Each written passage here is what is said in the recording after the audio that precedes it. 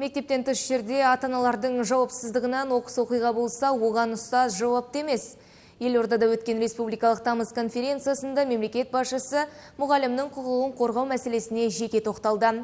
Оны жіті қадағалау прокуратураға жүктеліп отыр. Жиында Қасым-Жомарт Тоқаев білім саласына қатысты 5 басымдықты атады. Мәселе мұғалімдер мен оқушылар жасанды интеллект тілін меңгеруі қажет.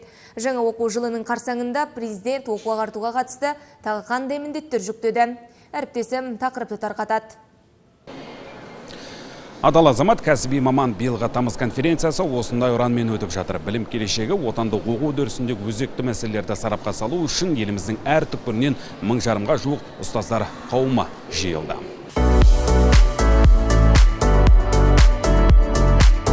Білім саласы Қазақстанда үлкен маңызға ие. Елімізде 8000-ға жуық мектеп бар. Оларда 600-ға жуық педагог 4 миллиондай оқушыға сабақ береді.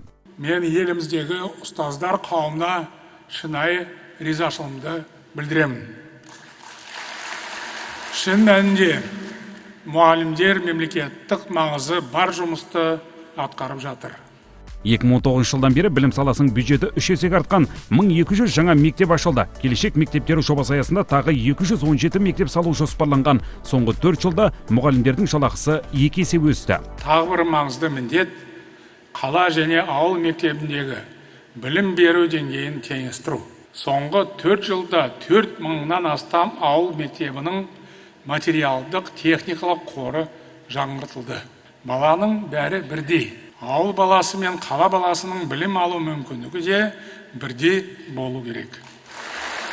Кеше алған білімің ертең өзекті болмай қалуы мүмкін. Осылай деген мемлекет басшысы білім сапасын ұдайы жақсартуды тапсырды. Ол үшін ұстаздар әрдайым ізденісте болу керек. Алып ұрпақтарын біз тәрбиелеп жатырмыз ғой. Өйткені оқушылар қазір іс-әрекет арқылы оқуды.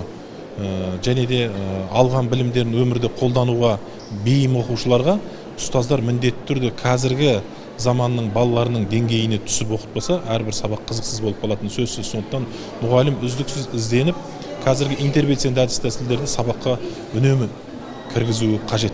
Биылдан бастап еліміздің барлық мектебінде адал азамат бір тұтас тәрбие бағдарламасы жүзеге асырыла бастайды. Президент бұл жобаны педагог мамандар даярлайтын жоғары оқу орындарына да енгізуді ұсынды. Мектептің ата-аналар комитеттерінің қызметі трансформацияланады. Еліміздегі барлық балалар мен жасөспірімдер қозғалысы жандандырылады. Мектептерді ішкі безендірудің бірыңғай дизайн кодын енгізу басталды. Озық ойлы ұлт пен технологиялық ұлт ұғымдар егіз. Президент әсіресе жасанды интеллект тілін меңгеру маңызды деді. Балаларға жастайынан жасанды интеллект технологиясын оқытқан жөн. Бұл болашақта жастарымыздың бәсекеге қабілетті, озық маман болуына қажетті бірден бір дағды.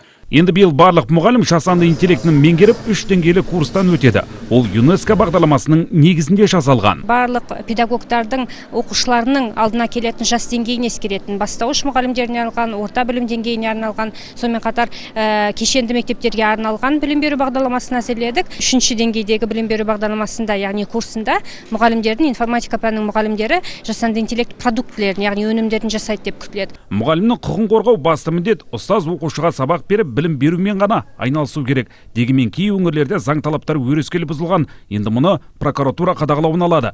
Педагог мәртебесі туралы заңға да ұстаз құқығын қорғау жөнінде өзгерістер енгізілмек. Сондай-ақ балаларға қатысты кез келген жаза тайым жағдай үшін де мұғалімді жазалау орынсыз деп санаймын.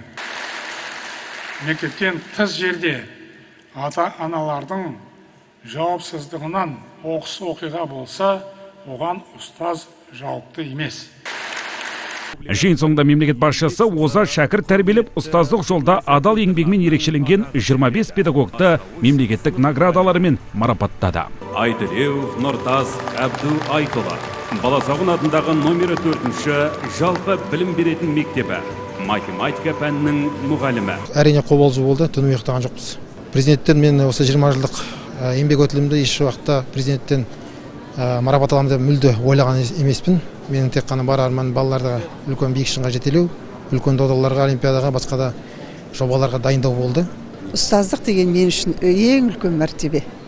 Ол білім оқушыларға білім беріп, оларды біліммен сусындандырып, өзіміздің жаңағы еліміздің экономикасын көтеретін тәрбиелі ұрпақ тәрбиелеп шығару, ол мен үшін үлкен жұмыс.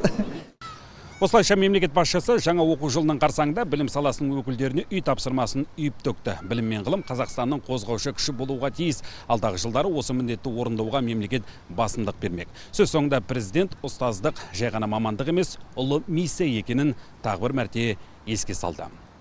Шерхан Жамбыл, Дәулетбек Абдрахман, президент телерадио кешенінің көмегімен ұлттық арна.